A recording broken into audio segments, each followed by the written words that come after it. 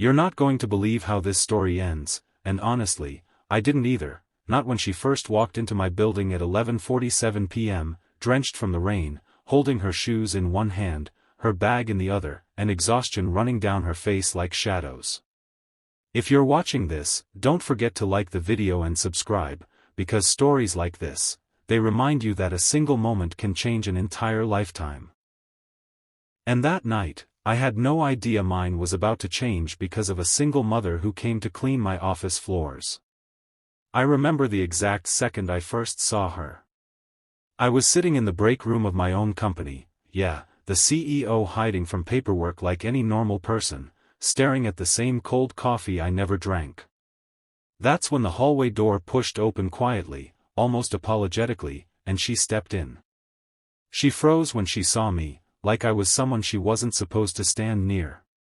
I'm sorry, she whispered immediately, her voice trembling. I didn't know anyone was still in here. She clutched her bag tighter, like she was ready to be thrown out just for interrupting my miserable, caffeine-soaked solitude. I should have said something normal. I should have said hi, or it's okay. Instead, my eyes got stuck on the bandage wrapped around her hand. Fresh. Tight. Painful if touched. What happened? I asked, pointing at it. Her eyes jumped away. Nothing. Just. Kitchen accident. She tried to smile but it collapsed midway. And in that collapsing smile, I noticed another detail, a small pair of socks peeking out of her bag, bright red with little cartoon dinosaurs on them. She followed my gaze and quickly pushed the socks out of sight.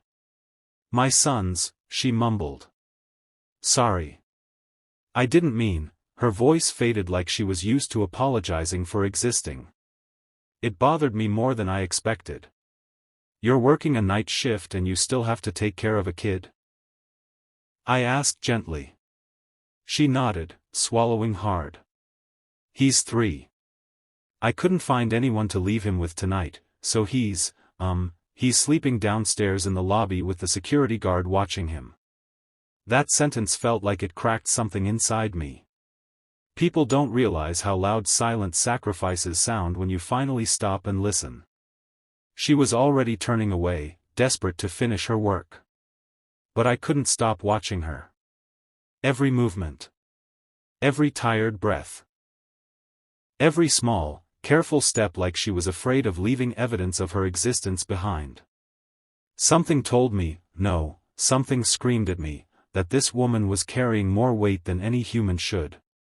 As she moved through the office, I followed at a distance, partly because I didn't want to scare her, and partly because something about her felt familiar in a way I couldn't explain. The way she kept glancing at her old flip phone like she was waiting for someone who wasn't going to call. The way she stood a little too long by the window, staring at nothing. The way she gripped her mop like it was the last thing keeping her upright. After 10 minutes, she whispered to herself, "Not tonight, Emily, don't cry tonight," and that's when I understood, her name was Emily. She didn't know I heard, and I pretended I didn't. But it stayed in my mind like an echo that wouldn't fade. Emily. A single mom. Working night shifts. Injured. Exhausted. Carrying socks in her bag like armor. And somehow still whispering to herself to stay strong. When she reached the boardroom, her hand slipped. The bucket tipped. Water splashed everywhere. And Emily froze. Her shoulders lifted, her breath stopped, and she whispered, "No, no, no, no," not because of the mess, anyone could tell that wasn't what scared her. She knelt down so fast she winced, and started trying to wipe the water with her own sweater. Like she thought she'd be punished for it. Like she'd lose the little she had left. "Stop," I said, kneeling beside her. "It's water. It's fine." Her hands kept moving, panicked. I can't have another complaint. Please. I really need this job." Her voice cracked on the word need. Not want. Need. The kind of need born from empty refrigerators and overdue rent notices shoved under doors. The kind of need that makes you clean offices at midnight with a bandaged hand and a sleeping child downstairs. I put my hand gently on her forearm. "Emily," I said, "breathe." Her eyes widened in shock, not because I touched her, but because I knew her name. "I heard you earlier," I admitted softly. She finally stopped scrubbing the floor with her sweater and looked at me, really looked at me, for the first time. Not as a CEO. Not as a man in a suit. Just as another human being awake at midnight for reasons he didn't want to discuss. "I'm sorry," she whispered again, voice trembling. "I shouldn't have bothered you. I can't afford mistakes." And that's when she broke. Right there on the polished floor of my boardroom, tears slipped down her cheeks even though she tried so hard to hide them. I didn't say anything. Sometimes silence is the softest place a person can fall. After a moment, she wiped her eyes and stood. "I'll finish faster. I won't be a problem." "You're not a problem," I said firmly. But she didn't believe me. I could see it. Because when someone hears they're a burden long enough, they start to wear the words like a second skin. An hour later, I went downstairs to the lobby. The security guard lifted his chin toward the far sofa. "Emily's boy," he whispered. And there he was. A little boy curled under a blanket too thin for a cold night. His small backpack was his pillow. His hand was gripping a toy car missing its wheels. Something burned in my chest, not anger at Emily. Anger at the world that made mothers choose between working and being with their children. I sat across from him and watched him sleep. He had Emily's eyelashes. Long, soft. Tired even in rest. When Emily came down after her shift, she nearly panicked seeing me there. I'm sorry," she whispered. "If the building policy doesn't allow kids, I can, it's fine," I cut in. "He looks safe." She nodded, tears in her eyes again, and carefully lifted her son into her arms. He nuzzled into her neck, whispering, "Mommy, home?" The word home hit different when spoken by a child who didn't really have one. She apologized to the guard, thanked him too many times, then turned to leave. I don't know why I followed her outside. Maybe because the rain had softened into a cold mist. Maybe because her son's shoes were worn out and made small slapping noises on the ground. Maybe because she looked like she was disappearing into the night. And something inside me refused to let that happen. "Emily," I called. She stopped under a flickering streetlight. Exhausted. Wet. Barely holding on. "Come back tomorrow," I said. "But not as a cleaner." She frowned. "Then, as what?" "As someone who deserves a real chance." She blinked hard, confused. "I don't understand." "You will," I promised. The next night, Emily walked into my office again, but this time without cleaning supplies. This time wearing a cardigan instead of a janitor's uniform. This time carrying her son's hand, not hiding it.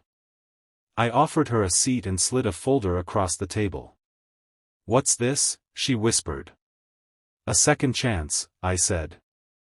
Inside the folder was a job offer, not charity, but a real position in administrative support, with training included, full-time hours, childcare assistance, and a salary that would finally let her breathe. Emily stared at the paper like it was written in another language. "This can't be for me," she whispered. "It is." "Why?" she asked, voice breaking. "Why would you do this?" I hesitated. "Because people like you deserve better. Because single mothers carry worlds alone. Because your son deserves more than sleeping in lobbies." But instead I said, "Because you showed up. Even when life gave you every reason not to." Emily covered her face with her hands and cried so quietly it felt like the whole office was holding its breath for her. Her son tugged at her sleeve. "Mommy happy?" he asked. Emily pulled him into her lap and nodded. "Yeah, baby. Mommy's really happy." She accepted the job. But none of us knew then that she was about to change the company, my life, and her own future in ways none of us saw coming. From that night forward, Emily wasn't just an employee, she was a force. She learned faster than anyone I'd seen. She stayed late, but not out of desperation, out of determination. She asked questions no one asked. She solved problems others ignored. She treated every task like she was building a new life with her bare hands. And slowly, she did. Her son got a proper babysitter. She moved into a small apartment with real heat. She bought him shoes that didn't flap on the sidewalk. Every time I saw her in the hallway, she stood taller. Not because of me, but because she remembered who she'd always been. Strong. Capable. Worthy. Months passed. She moved departments.